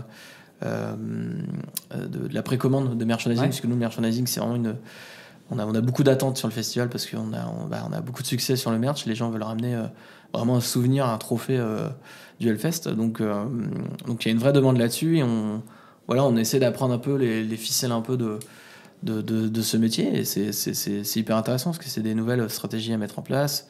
On réfléchit à faire des shootings photos, des shootings vidéo, donc on regarde un peu ce que font d'autres marques, comment on peut s'inspirer des contenus, et c'est un autre métier total de l'organisation de concerts. Et après, il ne faut pas que ça devienne notre activité principale, mais c'est une activité complémentaire, et surtout c'est pour ça qu'on a créé des réseaux à part. On a créé une page Instagram à part, une page Facebook. D'accord, ok. On a séparé l'entité merchandising de l'entité festival, parce que pour nous ça n'a pas de sens tout le monde n'est pas forcément acheteur de merch, donc on veut pas plus saouler les gens avec des t-shirts s'ils veulent juste s'intéresser au festival, quoi. Et vous faites quand même des ponts entre les différentes Oui, on en pages. fait quand on annonce le merch de l'édition en question. Okay. Là, quand on va lancer nous aussi du merchandising, on va aussi faire un pont. On essaie de sélectionner un peu les contenus sur lesquels on peut croiser la page aussi, les réseaux Hellfest, parce que c'est notamment, on a fait une collab avec on a fait une collection rugby l'an dernier à l'occasion de la Coupe du Monde de rugby, et on avait fait un shooting avec les bénévoles, avec des bénévoles du SAC de Clisson, donc le club de rugby de Clisson, donc ils étaient hyper contents d'y participer, et puis du coup on a fait une petite vidéo, un petit réel un peu cool, et ça a permis on se dit on travaille avec le SAC de Clisson, regardez, ils sont dans la vidéo, etc., quoi. Donc voilà. Très bien. Moi, il me reste 2 questions à te poser. Ouais. La première, c'est est-ce que tu aurais une anecdote un peu dingue à nous raconter qui t'est arrivée dans ton quotidien pro, que tu aimerais nous partager? J'imagine qu'il y en a plein. Ouais, il y en a un paquet. Est-ce qu'il y en a une qui sort du lot? Ouais, je dirais une pendant le Covid, là, justement. Moi, je venais d'arriver, donc ça faisait 3-4 mois. Donc, j'ai dû faire le communiqué d'annulation du festival. Déjà, ça, c'est pas mal. Et l'année d'après, on a fait un gros communiqué parce qu'on n'avait pas de visibilité sur l'édition 2021. Et on sentait quand même que ça sentait pas très bon. Mais niveau politique, rien se passait. On n'avait vraiment aucun signal du ministère de la Culture. Enfin, c'était vraiment inquiétant, quoi. Et donc Ben avait eu l'idée on fait une lettre à la ministre et on la publie sur les réseaux. Et moi je m'étais dit non mais ça va pas marcher. Ça va être un coup d'épée dans l'eau. Et en fait on a fait une belle lettre que Ben a rédigée, qu'on a agrémentée, etc. Et puis en fait ça a explosé sur les réseaux, tout le monde l'a relayé. Et tous les acteurs de la culture, vraiment, on a senti qu'ils étaient derrière nous. Et en fait on a eu le sentiment en gros mais nous on peut pas trop le dire parce que on a des subventions, on veut pas perdre notre truc et tout, et puis on n'est pas assez puissant et tout. Faites-le, Hellfest, vous êtes les seuls à pouvoir taper dans la porte, quoi, parce que il y a que vous qui, déjà sur la liberté de ton, sur le fait qu'on pouvait se permettre de dire ce qu'on pensait. Et donc c'est là où j'ai saisi la puissance du festival et de me dire en fait on est quand même un gros truc, et parce que si ça a réussi à débloquer derrière plein de choses, des réunions, des rencontres avec le ministère et tout.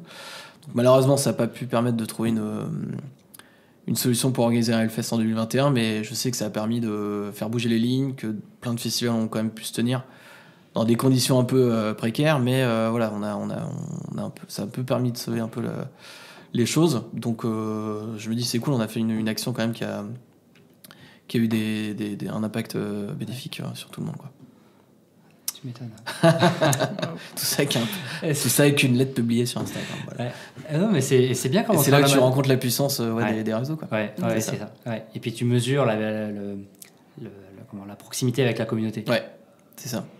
Et ben, c'est bien comme entrer en matière pour. Ouais, c'était pas mal. C'est vrai. C'était pas mal.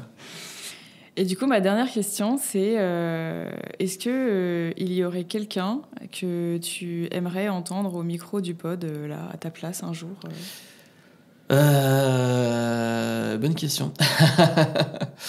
Non, je j'ai pas trop d'idées en tête. Un pro, ouais, je réfléchis. Hein, je réfléchis qui c'est qui pourrait. Je sais pas, quelqu'un qui m'inspire ou autre. Ouais, peut-être quelqu'un qui, tu vois, qui s'occupe un peu de la com d'un gros artiste, tu vois, un peu avoir l'autre versant un peu sur scène. Voilà comment tu gères la notoriété d'un artiste sur les réseaux. Ça serait intéressant. J'ai pu être en lien avec les équipes de Metallica cette année et c'était hyper constructif. J'ai appris plein de choses. Voilà, comment ils fonctionnent sur les réseaux, etc. Donc, bon, j'ai pas pu les rencontrer vraiment, mais on a pu échanger un peu et c'était assez intéressant, quoi. Donc, ouais, d'avoir quelqu'un qui gère un artiste important, voilà, comment tu construis une stratégie avec un artiste, ça pourrait être cool, quoi. Ok. Ouais, ça donnerait l'autre versant. Ouais, c'est ça. Voilà. Eh ben, merci beaucoup. Bah, merci à vous. Merci Eric pour ton accueil et pour tes réponses. J'ai appris énormément de choses. Je n'ai jamais fait le Hellfest, mais ça m'a donné envie d'y aller, alors que ce n'est pas du tout mon type de musique, mais ça m'a vraiment donné envie. Avec plaisir. Ouais, mais je pense que c'est vrai que le Hellfest, c'est un festival où tu peux avoir envie d'aller, même si c'est pas ton style de musique. C'est un peu ce qu'on reproche maintenant, c'est qu'effectivement, il y a tellement de monde qui veut venir et qui n'est pas forcément adepte du style que certains de la communauté justement se sentent un peu dépossédés. Et nous on essaye, c'est un des objectifs aussi, c'est de montrer que maintenant c'est un effet positif aussi pour la communauté, parce que ça permet de casser les stéréotypes, ça permet de populariser mine de rien cette musique, et ça permet qu'elle puisse continuer à vivre, que ça soit ça permet d'avoir un peu un ruissellement, parce ça fait une dizaine d'années maintenant qu'on voit que le nombre de festivals explose en France liés au métal. Donc c'est hyper intéressant, c'est-à-dire que ça intéresse plein de gens de s'impliquer là-dedans, de faire de la musique, d'organiser des concerts, de vendre des disques, de développer un label, j'en sais rien, etc. Donc il y a tout un écosystème qui vit aussi grâce au festival, et c'est hyper valorisant aussi pour nous de voir qu'on permet à une culture de perdurer en France, quoi. Ouais. Merci beaucoup. Merci beaucoup Merci à toi. À vous. C'était incroyablement intéressant. Et puis, peut-être un de ces jours.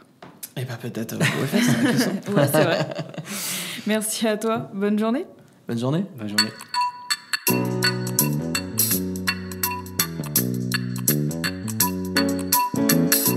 Quelques mots avant de se quitter. Tout d'abord, vous pouvez retrouver cet épisode sur le blog de l'agence www.keepitsimple.fr, rubrique podcast, ou sur nos réseaux sociaux. Ensuite, n'hésitez pas à suivre notre agence sur les réseaux sociaux, LinkedIn, Twitter, Instagram. Nous sommes partout sous le nom Agence Ouest Digital.